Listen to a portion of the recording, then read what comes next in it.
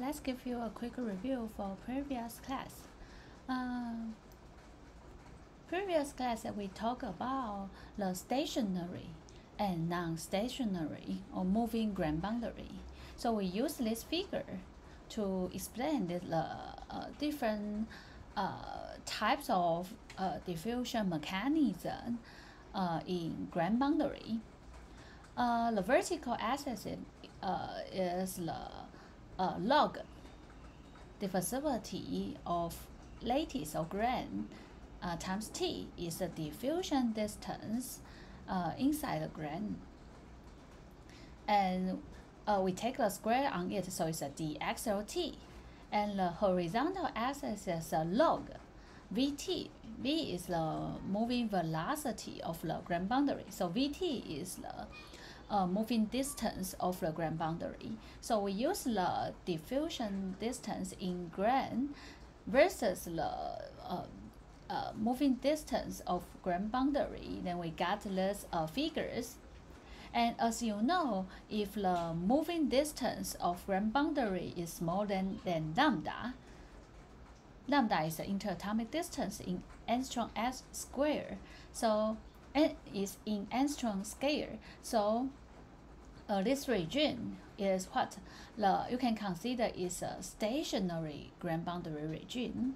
And in this region, based on different diffusion distance inside the grain, you can simply classify as a region A is a multiple boundary diffusion region, which is dxlt larger than S, larger than diffusion distance in grain is larger than diameter of a grain, and which is this diffusion pattern is like this region A, right? And diffusion pattern looks like diffuse through whole materials. And if the diffusion distance dxlt is smaller than s squared but larger than lambda squared, that tell you what? That tell you the diffusion did diffuse inside the grain. So it's a region B. We demonstrate is a boundary region. We demonstrate in previous slide. And region C is a diffusion distance inside the grain is smaller than lambda. That implying what? The diffusing atoms did jump into the grain, but the diffusion distance is quite small, right? So the diffusion pattern is belongs to region C. Is a core region. The diffuse majorly through the grand boundary. So this region actually belongs to stationary grand boundary diffusion pattern. But now if the Vt diffusion distance of grand boundary is larger than lambda, it belongs to this region, right? And inside this region, you also can separate into if the diffusion distance is larger than S, a size of a grain. Then what would that be? Would be what? Would be like the case 2 if the diffusion distance plus Vt larger than S, something like looks like this. We have a grand boundary between grain 1 and 2, and also the size is a size of a grain, right? So what's the diffusion Vt larger than S means the grand boundary moves like larger than S, so the diffusion pattern can consider as what? It's a multiple boundary region as this region, right?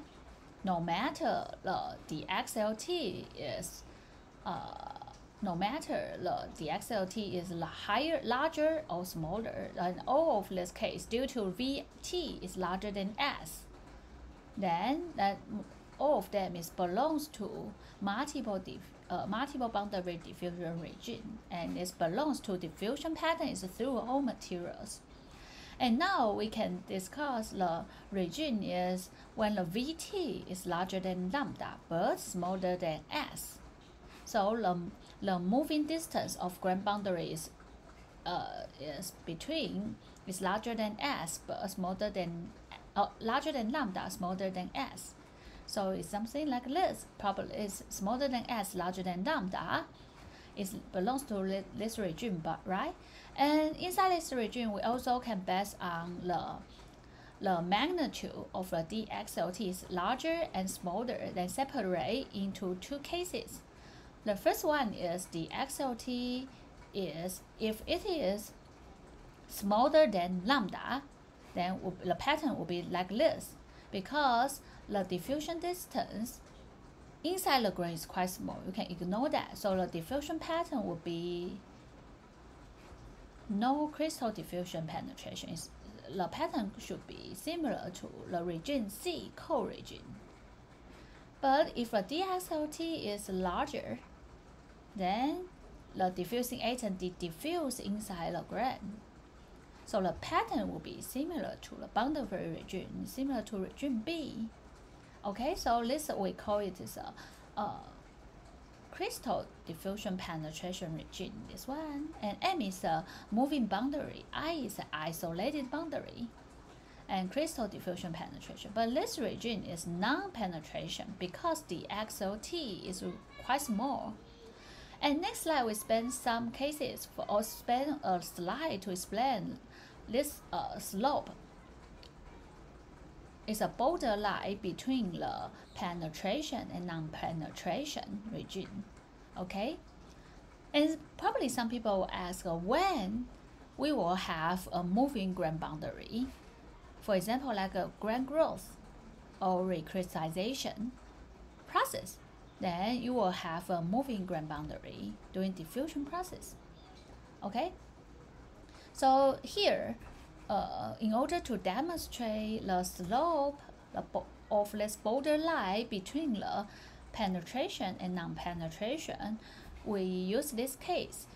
We have a grain boundary in between grain 1 and grain 2, and the reason for this grain boundary moves toward to right-hand side with velocity v is due to the diffusing atoms diffuse along the grain boundary, but more atoms jump to the backward grain compared to forward grain. So more atoms jump here, so we push the grain boundary to moving toward right-hand side. And we also try to plot the concentration profile of this diffusing atoms, right? So you can observe before diffusion, the coordinate was at here, x equals to 0. But during diffusion, we observe the moving grain boundary from here to here, so the coordinate moves to here. So when you try to write down the flux, we need to modify the flux based on the fixed first law, right? And also based on not only the fixed first law, also you need to consider your coordinate moves from here to here. So based on fixed, we assume these conditions belongs to steady state. A quincy steady state means the flux equals to constant. So we formulate the flux. The flux can express the flux inside the forward grain. This grain can be written down as minus diffusivity of the lattice or of the grain. Concentration gradient is a concentration gradient, but you need to minus extra term, extra flux due to the moving grain boundary, right? Because this flux is not really passing through the grain boundary, it's because the boundary moves, so you have this extra flux. So we need to modify, we need to minus this extra flux. So based on quincy steady state, we know the flux should be equals to constant. So what we have, we can solve this diffusion partial differentiation equation, so we can get the concentration as a function of x. And plus like this, concentration profile will have an exponential decay along the x. And this exponential term, in order to have more idea about the x, so we divided v together, so we will get this, so we lent this dxl over v as a lambda. So lambda, why we sent this as an interatomic distance lambda? Because when x equals to lambda, at this location, this location, the concentration becomes to e to minus 1 of the original concentration, or of the concentration of diffusing atom at grand boundary. So it becomes to C0 times e to minus 1 at this lambda, location of lambda. So as you expected, if the lambda is larger, that means the diffusing atom penetrate deeper or more into the grain. But if the lambda is small, like this small, if a profile is like this, then the diffusing atom means that what? Diffusing atom diffuse shorter or smaller inside the grain. You can consider as a region C, right? Region C is a cold region. And if trend penetration more, then you can consider as either the boundary region, something like that, right? So based on, as long as you determine the magnitude of lambda can give you some pictures about what kind of diffusion pattern, grand boundary diffusion pattern of your materials. Okay, so in order to demonstrate the borderline, what's the slope for that borderline between the penetration and non-penetration? We times the t together and take a log on both sides. So we got the slope belongs to 1. So we got the slope is belongs to 1. So above this slope, we got the higher dxlt. So this means that it's a penetrate because the diffusing atom penetrate into the grain. And if the condition is below this borderline, that means what? We have a smaller dxlt, so means that is somehow it's a non-penetration cases. Okay, so be easier. And we also spend some time to explain why. Because the most we are focused on is in lecture 3 and 4. Based on lecture 3, yes, you can estimate the concentration of diffusing atoms in crystal in single crystal materials, right? But here you already learned the grand boundary diffusion mechanism.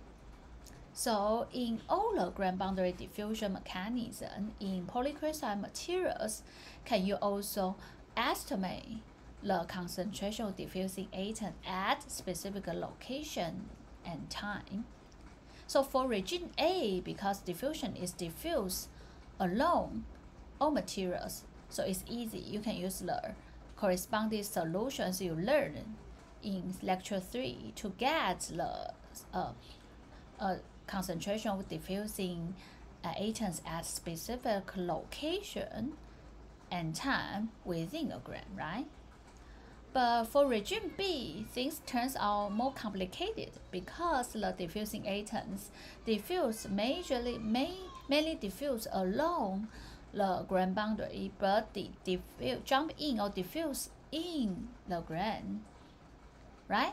So as long as I ask you concentration of diffusing atom at this specific location within the grain at specific time as a function of time, how to obtain that? So in this case, we show you can use the Fisher's analyze method to obtain the concentration profile, concentration of diffusing atom as a function of location and time. And the idea is that, first of all, you need to formulate the diffusion equation inside the grain and also in the grain boundary. So based on here, inside the grain, probably you will think about it will belongs to the diffusing atoms can diffuse either through this source, diffusion source through the grain boundary, right? So it will definitely belongs to two-dimensional diffusion equation. So you separate the flux into along x and y axis, and we assume the diffusion diffusivity of the lattice is equals to constant, so we take the dxl out, then we got this diffusion equation in grain, inside the grain. And also you can formulate the grain diffusion equation inside the grain boundary will becomes here, right? Along, because the diffusion equation inside the grain boundary will be along y-axis and varied with time. But don't forget that the diffusing atoms can also jump into the grain along when it moves along y-axis. So we need to minus the flux which the diffusing atoms jump inside the grain. So this will use the diffusivity concentration gradient at this borderline between the grain boundary and the grain. And we assume it's symmetry, so we use a 2, and the delta x will be the thickness of the grain boundary. So after we try to in order to simplify this both of these equations, so we try to convert it to dimensionless by using the x1, y1, and t1. So now you have the diffusion equations expressed like this. So following slide is going to show you how to solve this both of this diffusion equation. We start from the grain one. The diffusion equation you deal with will change with t1, x1, and y1. In order to simplify that and also consider the diffusion patterns is belong to regime B. What's a regime B? Means the GB diffusion is much larger than lattice diffusion. That tells you that dxl is much smaller than dB. So implying that the diffusion concentration of diffusing atom contribute to at this specific location within a grain is mainly come from where? From the grain boundary diffusion. Instead of use something like this, diffuse into the inside the grain. And some people probably will, is that possible come from this y-axis? You can think about that. Come from where? If come from the y-axis, that means here will contribute some, right? But this location who contribute, which diffusion path contribute the diffusion atoms, it will be like this, diffuse in. But yes, you have some diffusing atoms here, but compared to, but this dxl is quite small, so you can consider the flux here is very small, so majorly come from this location. So you can consider all the concentration of diffusing atom at within the grain. The locations are within the grain, is majorly due to the diffusion from the grain boundary, so we can ignore the flux from the y-axis. Okay, and so now we can simplify the diffusion equation by just drop this y-axis turn, the turn of y-axis, then you can become the diffusion equation you familiar with. So in order to solve this one, and by using some grain boundary conditions, initial boundary conditions, if the diffusion source you only need to consider is the grain boundary, and as you know, the grain boundary, the concentration of diffusing atom at the grain boundary at this location, you can consider as a surface concentration fixed cases, right? Is also a constant surface concentration with an unlimited diffusion source, right? So based on directly grab this results, and as we know before diffusion, C0 becomes 0, because we don't have any diffusing atoms exist in our grain. So we just grab the corresponding results and change the CS as CB as a function of Y1 and T1. And the rest of part will be 1 minus arrow function. And the arrow function here, 1 minus arrow function, right? And let's talk about the CB here. CS in the lecture 3 is a constant value. It depends on the surface concentration of the diffusion source, right? But here, CB is a concentration of diffusing atom. It's not a constant. It will change with Y and T. So we use this term to substitute CS. And the rest of part, X, what we learned X is the location at X equals to 0, right? But now the X equals to 0 is in the middle of the grand boundary. So this region, you need to have a shift to 1 to 1 over 2. So you need to minus 1 over 2 here. And T1, we also switch to change the T, X as T1, Y1, and X1.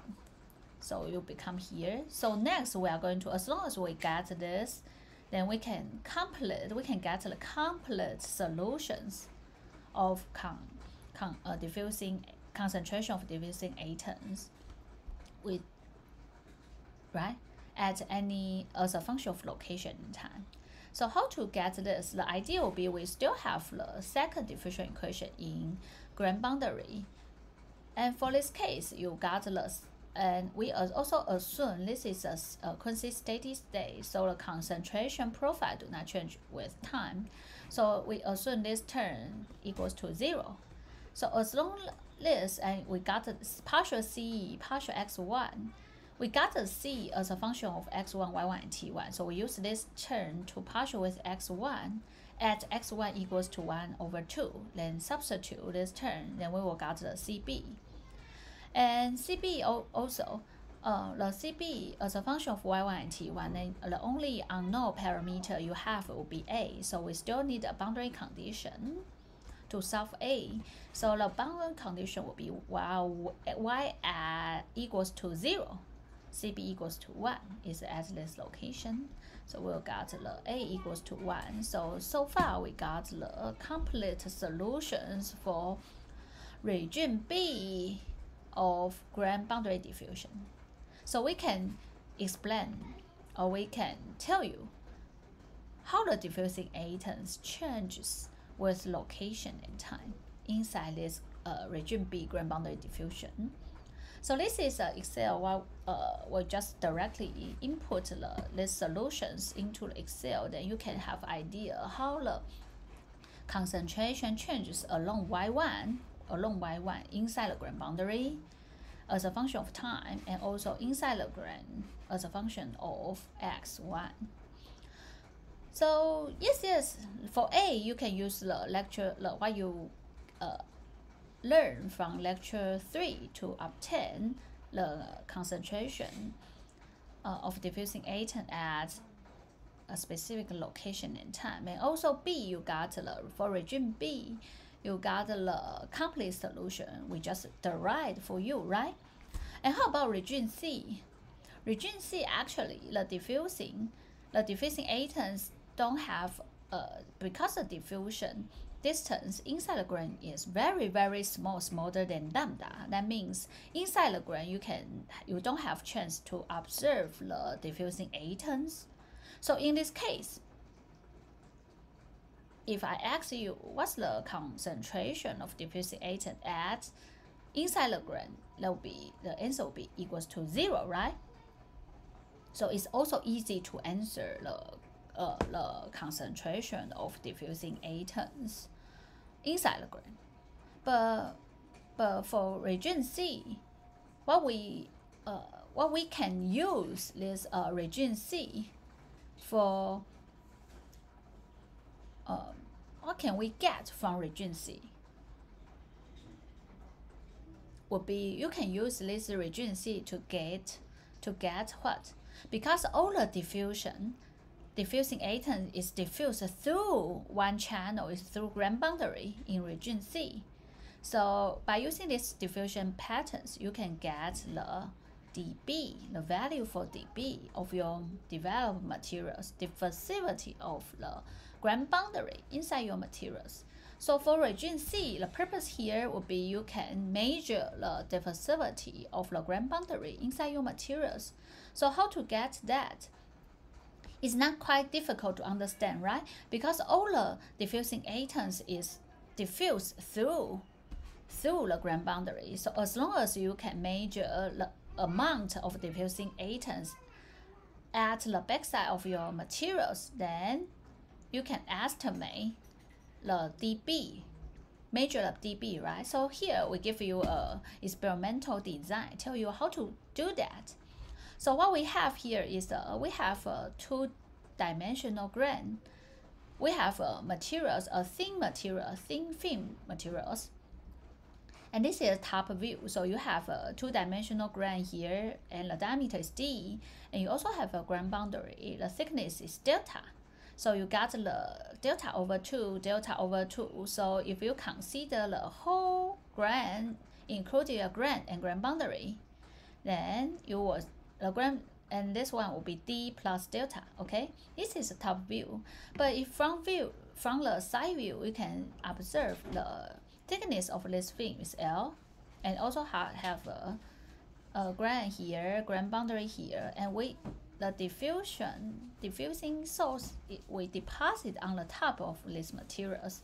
So the diffusing directions through the grain boundary is along these directions. Okay, and now we make an assumption here. N here means the numbers of diffusing atoms at the backside of the film per unit area. Please use a yellow marker to mark that per unit area. So N is not only the numbers of diffusing atom, it's the area density of the diffusing atom at the backside of the film. Here. Okay. And region C, for region C, definitely only happens in the diffusivity of grain boundary is much larger than diffusivity of lattice diffusion. Okay, so when we want to try to write down the flux of diffusing atoms, we write it down as dN over dt, because dN is the area density of the diffusion atoms, and we divided by T. So this is a flux of the diffusion atoms, right? So how to formulate the flux of diffusing atoms? We use the JB is a flux of what? Flux of the grain boundary. But grain boundary, or the flux is only through here, right? The diffusing atoms flow through the grain boundary, right? But now we consider is if you measure at the backside of the material, we consider the whole materials. So you need to times the ratio of the grain boundary to the overall materials. So we would be effective area. Okay, effective area will be considered what's the grain boundary area divided by the overall area. So the grain boundary area will be, you use this if you consider this blue dash line, this square, then this is d plus delta. The diameter is d plus delta square minus d square. Then the rest of area will be belongs to grain boundary. Then you divide it by the whole grain, include the grain boundary and grain. Then this will be the effective area for grain boundary. So this is the total flux we can measure, right? So if D is much larger than delta, then you will get this results. And here too, delta is the thickness of the grain boundary. JB is the flux of diffusing atom flow through the grain boundary. D is the size of a grain. So we use JB can be equals to minus diffusivity of the grain boundary concentration gradient along the grain boundary dx, partial x, right? And the rest of part we just copy it. And next, partial CB, partial x if we consider this diffuse through here to here.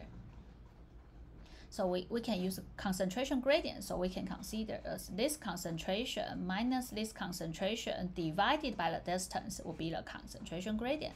So it will be CB at L, CB at 0 minus L. And because we got minus here, so it will be switched, becomes to CB at 0 minus CB at L divided by L. Yes. So we got this relationship expressed as the dN over dt. dN over dt, we can measure that, right? Because we can measure that, right? Is what? Is the flux. We can measure different time points. How much? What's the area density of diffusing atoms you measure at the backside of the film, right? In order to simplify these results, some people would make some assumption is in the early stage of diffusion process. That means T is near to 0. Then you can assume CB at L equals to 0. Approach near to 0. Then you can drop this term out, and the rest of term you can, after organize or arrangement, you can get delta dB, and this LD is moved to left-hand side, LD, dN, dt, and 2. So delta you can measure that from Tm. L is you can measure the thickness of your films.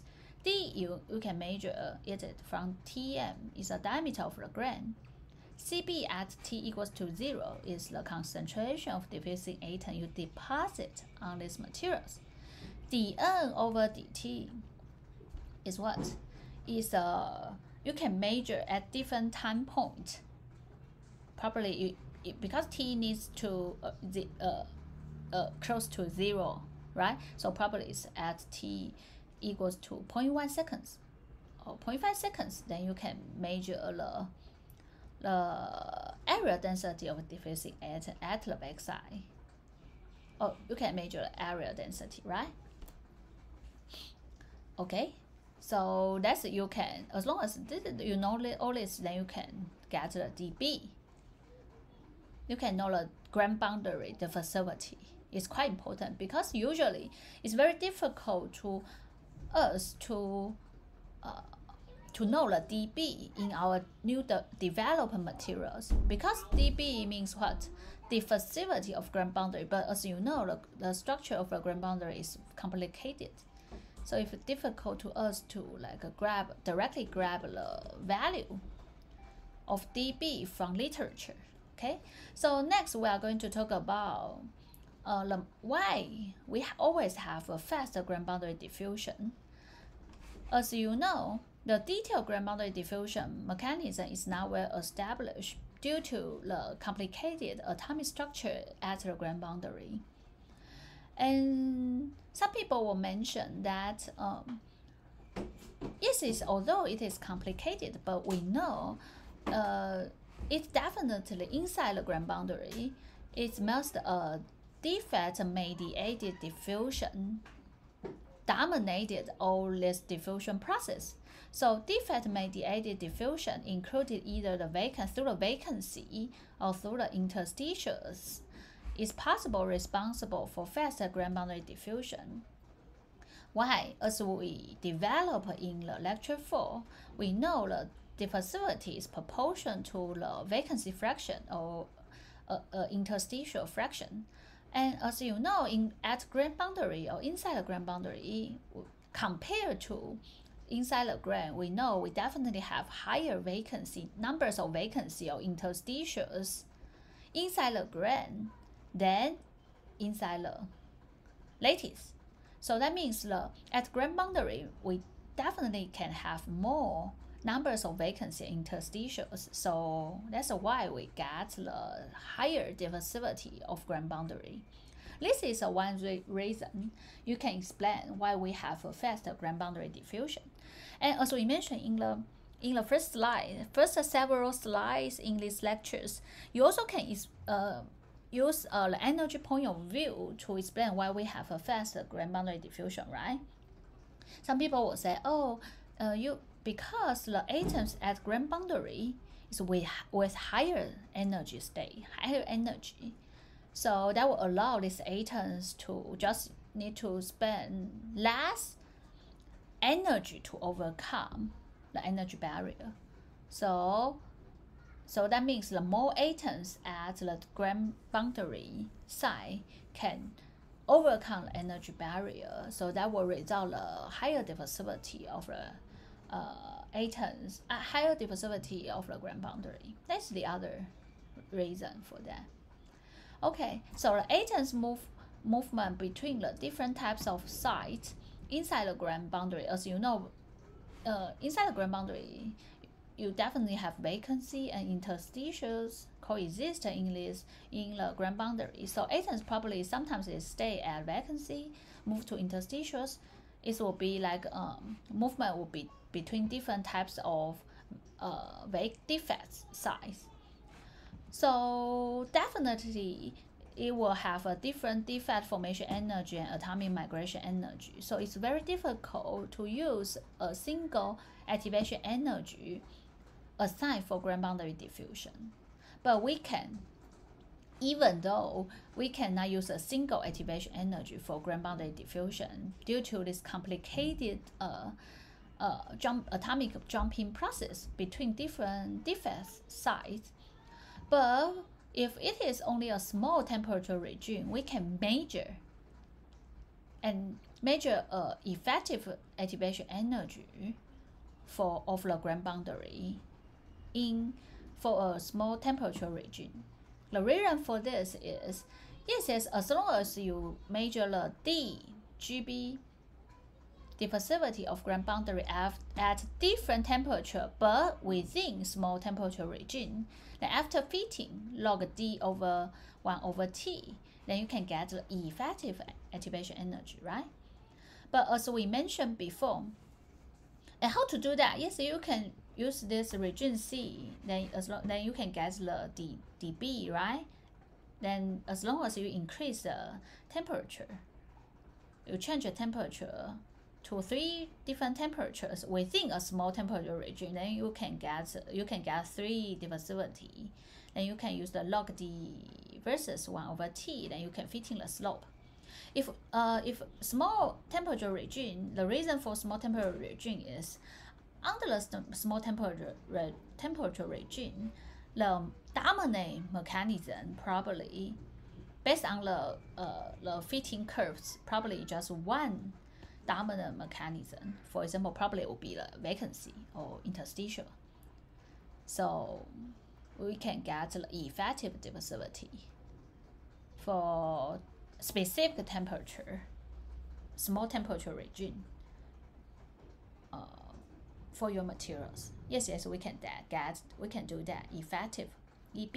But if you choose a larger temperature regime, it's possible the fitting results will be a curve.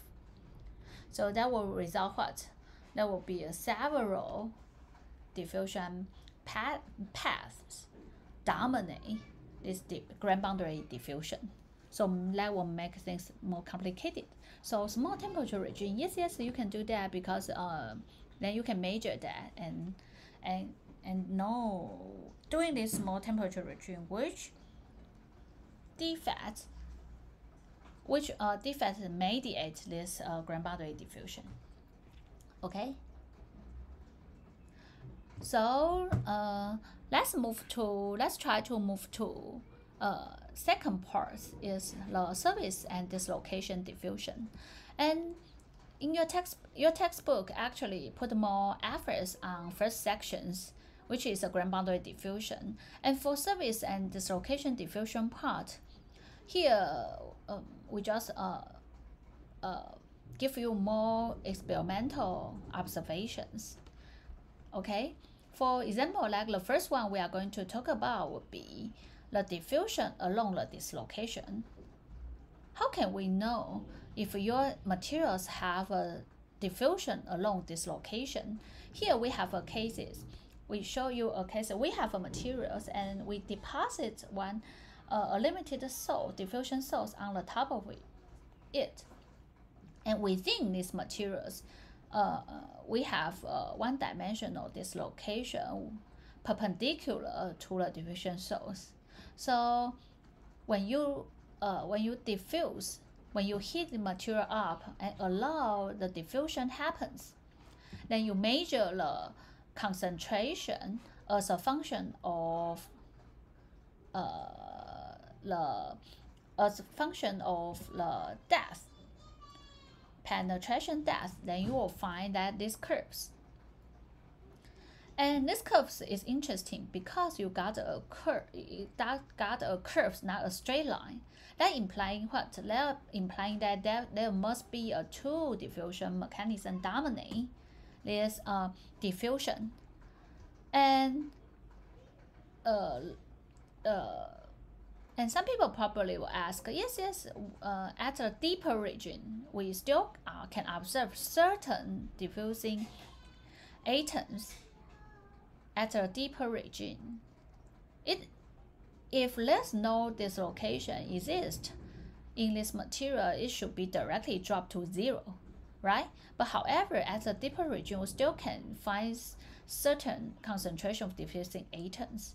That tell you that there's must fast diffusing channels or paths to allow these diffusing atoms to quickly, fast move to layer. So this implies that in this case, you definitely have a one-dimensional diffusion dislocations, which is perpendicular to the diffusion sources. So the dislocations are fast diffusion channels leading to diffusion tails in solids. So this is a tails. So this is how we can find, or how you can find whether there are some dislocations exist in your materials, and which is perpendicular to the diffusion source. And the other one we are going to give you some experimental observation would be the diffusion along the free surface. If the free surface is also free surface usually have a lower activation energy. Why? Because a free surface with higher energy state is higher with the atoms at free surface with a higher energy. So that will result the activation energy is lower. So that will be, if the activation energy is lower, that tell you that the diffusion along the free surface must faster compared to that in the grain or in the lattice. So diffusion along a thin slab with fast diffusion channels, and the thickness of the free surface, people usually use the atomic size to explain the thickness of the free surface. And now we give you an example here. Is published in 2005 by Professor Liao's lab. What we have here is they deposit a thin layer of copper on the substrate, and they use a TM to observe or to monitor this grain, copper grain. And in the meantime, in order to observe the diffusion, atomic diffusion process, they apply the electrons flow toward to left-handed side. The direction is toward to left-handed side. And in the beginning, you can observe this is a copper grain, and based on the distance between the fringes, we know that the direction is 0, 1, -1, or 1 bar for these directions. And A, B, C, D, E, F means when we increasing the observation time, what we found is we found that in the beginning you can observe the clear fringes within this grain, right? But with increasing time, you can find this portion starting from this left bottom portion. Some fringes disappear, and this area or this regions will get larger and larger. From in D, figure D, you can observe half of the fringes inside this grain disappear, and finally in F you can observe the whole fringes disappears, right? So if they try to use the atomic structure to reconstruct of this copper grain, and also this direction is the 0 1 bar, and you can find this is the first layer. Oh, sorry, this is the first layer, second layer, third layer, fourth layer of copper. And when we apply the electrons flow, electrons can, as long as the electrons flow is large enough, it can push the atoms moves, and the moves can be considered diffusion, right? And you can find there's a channel along 101 bar. So based on these results, then they think the atoms diffuse. The reason for the disappear of the fringes is due to the atoms moves along this 1011 bar directions during the with increasing time under the electrons flow. So this is also tell you what this is the evidence about the anisotropy of surface diffusivity, because the anisotropic, that means the diffusion is majorly along specific directions. It's not the isotropic directions. So in this case, anisotropy will depends on the crystallinity in specific grain, right? Okay, so this is the case for anisotropy of surface diffusivity, and which can visualize the diffusion on the free surface. And some people also use a computer simulation to try to reconstruct how the atoms diffuse along the free surface. So it was a row of the atoms, and now on the top of it we have additional atoms on the top of this this free surface, and this atoms is going to push the atoms. Then you can see this kind of push the atoms at the substitutional side on the free surface, and probably the atoms will become interstitial side. So this is how the diffusion happens on the free surface, and some possible mechanisms are proposed. For example, like this is we call a hopping process. The diffusing atoms at interstitial side hop to the other interstitial side, or it will push the atoms at substitutional side to interstitial side. This we call it is a kick out diffusion process on the